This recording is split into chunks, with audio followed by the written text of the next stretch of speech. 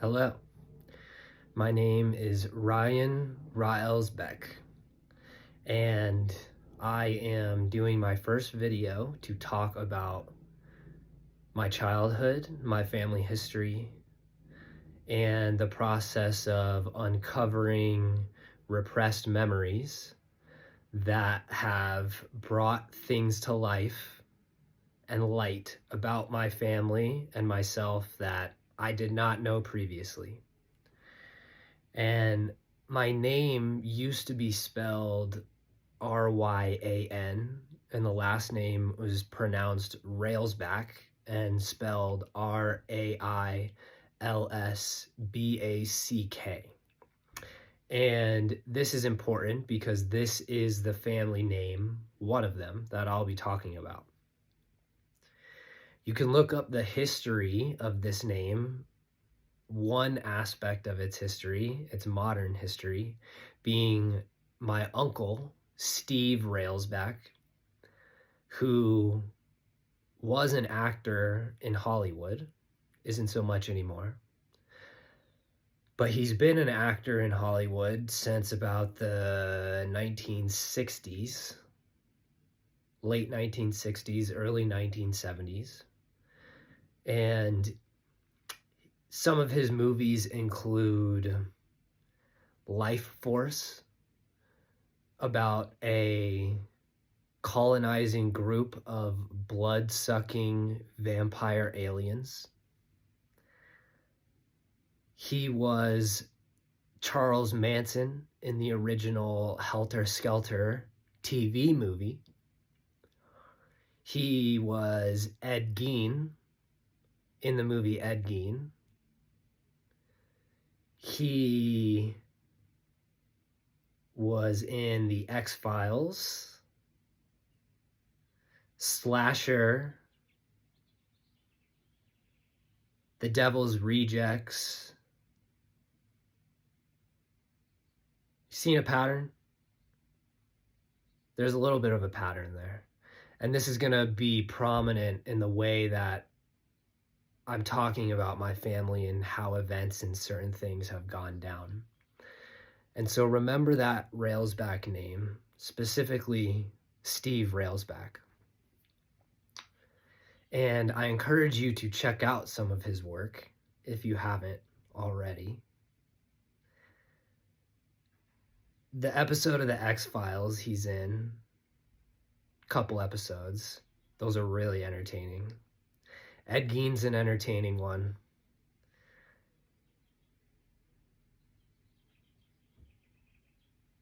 On his IMDb, his biography says, noted for his dangerous, chameleon-like portrayals, while possessing the scariest looking pair of eyes in the business. Leathery looking Steve Railsback has mesmerized us over the years with a number of weird, often warped roles. Pretty interesting. Okay. That's going to come back later.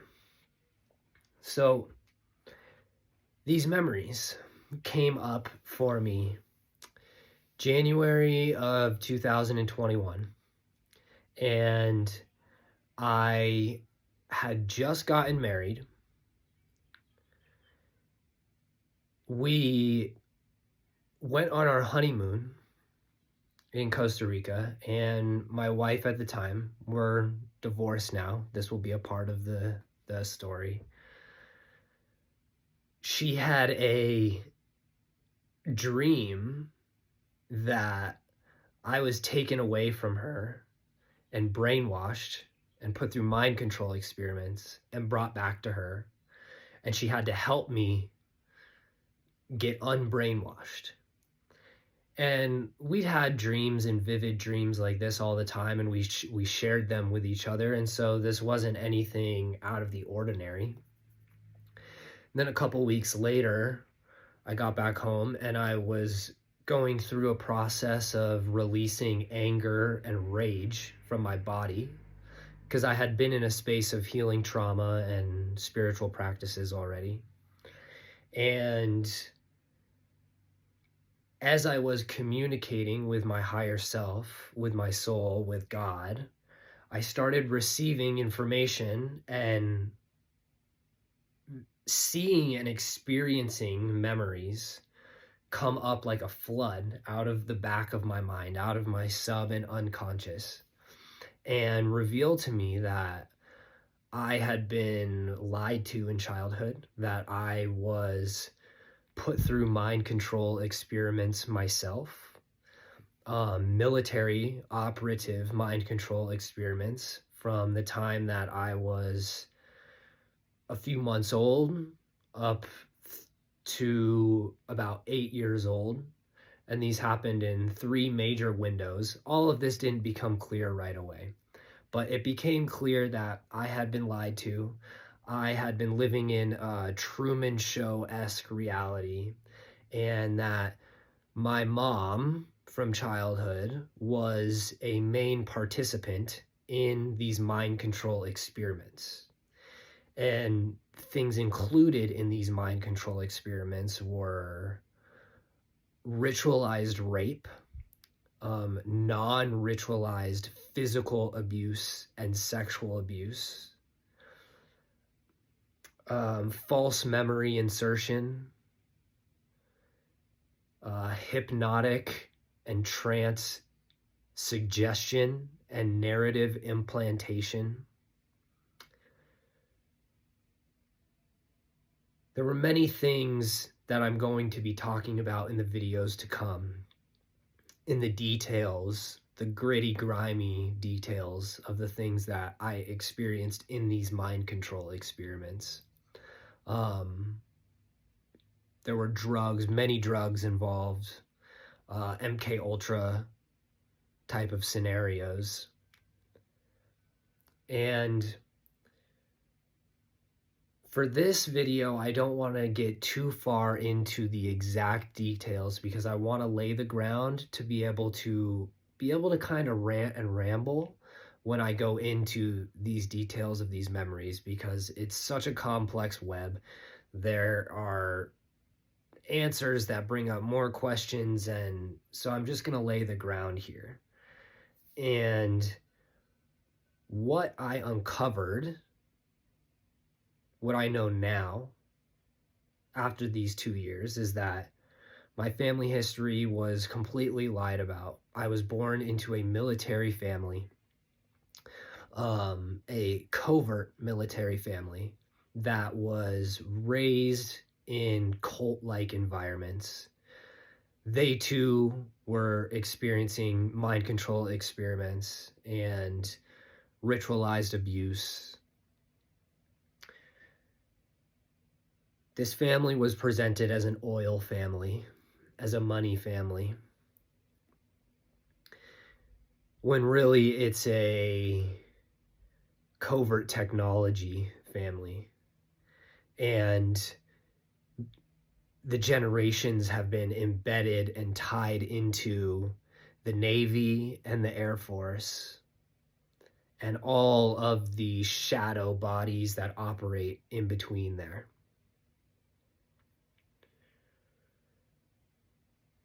My father, Peter Railsback, he decided to become a pilot in his form of military covert operations, because these families are bred into the Illuminati, you could say.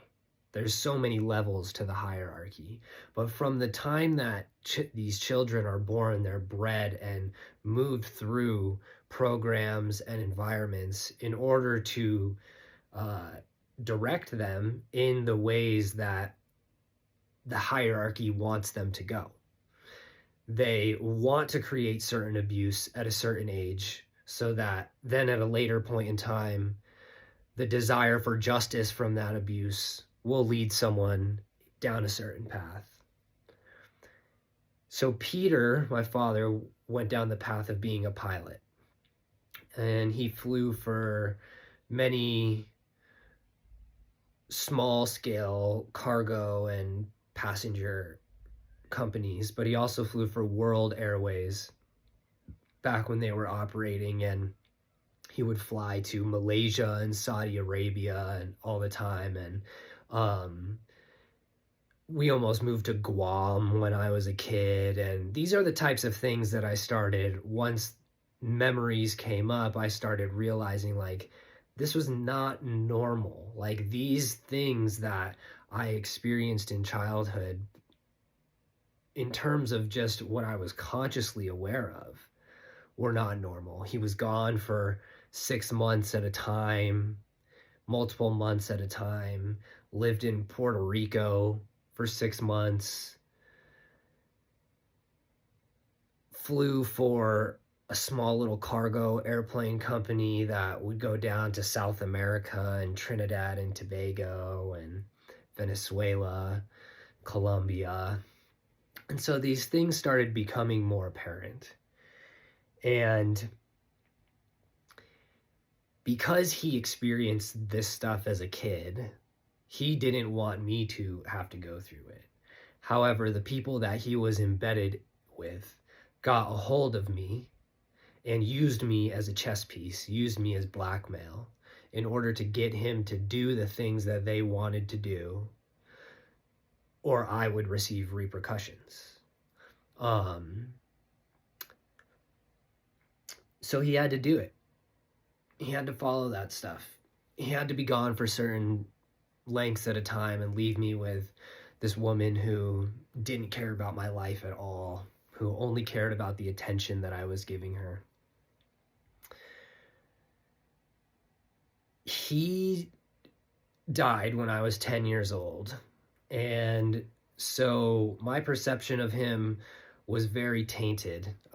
He was painted as an alcoholic, as someone who couldn't handle his own emotions, as someone who couldn't really get a grip on life, that allowed his demons to get a hold of him. And so I had a certain perception of him that this was what I started going into when I jumped down a spiritual path, and were the first things that I was giving forgiveness towards and uncovering about the truth of his identity. And now I've uncovered that basically none of that was true, and that it was very amplified and used as a distortion tool.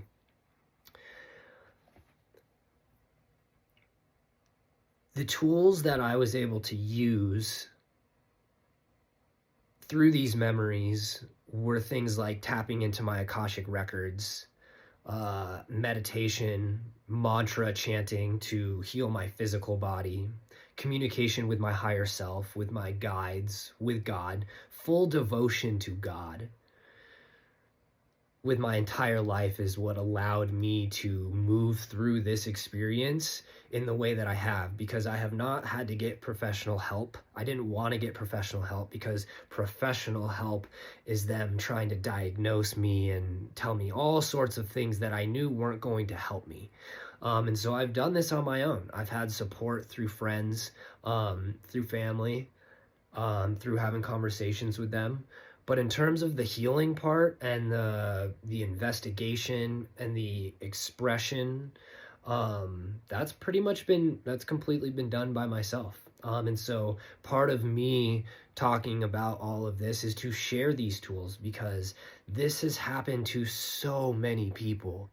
This is a large scale global operation that is going down that targets children for psychic experiments, for soul harvesting. It gets dark. It's going to get dark in these videos. It's going to get really dark. And so that's why I'm kind of leading and painting a foundation. One, it's helping me ease into this smoothly. And the things that I'm going to be talking about are the darkest things you could think of.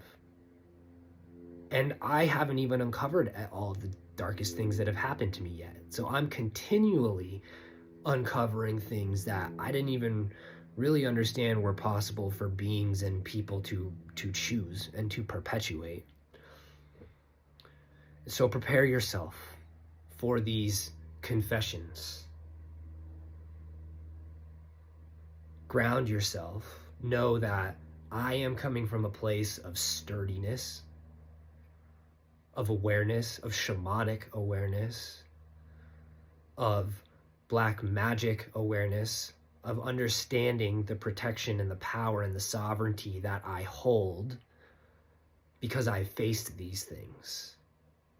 So hold that for yourself and know that the only thing that these energies and these beings have on you is convincing you that they gotcha. Convincing you that they have control of your choice. That you should be in fear. These are the only things that they have.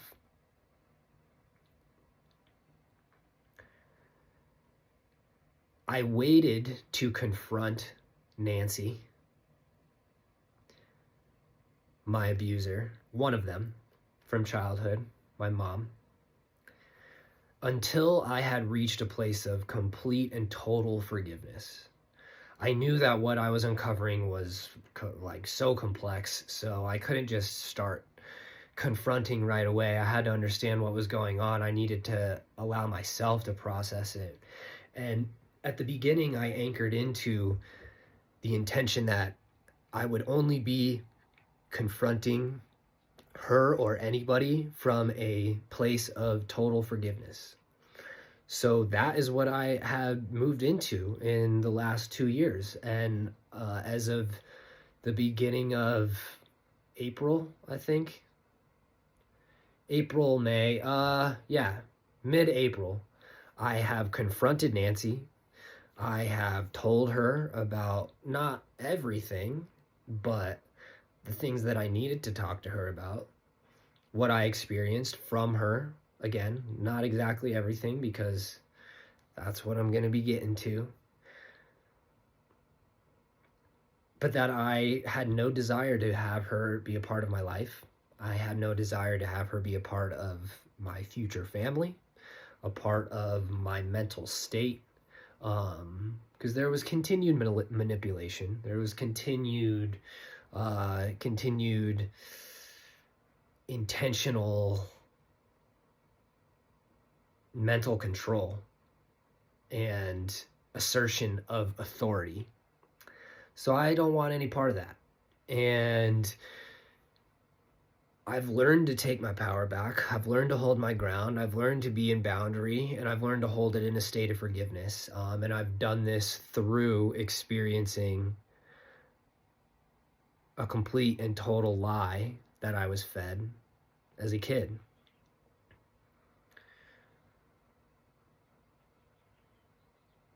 That feels like that's all I want to share for now.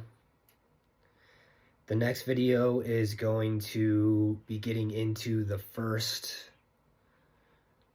mind control experiments and the experiments that happened to me, and more about the catalysts that led up to that and kind of what created the trigger to pop it awake. For anyone who watches this, thank you. This is an ode to true sovereignty, to true freedom, and my intention for sharing this is to create more of my own freedom and help others do the same. I love you.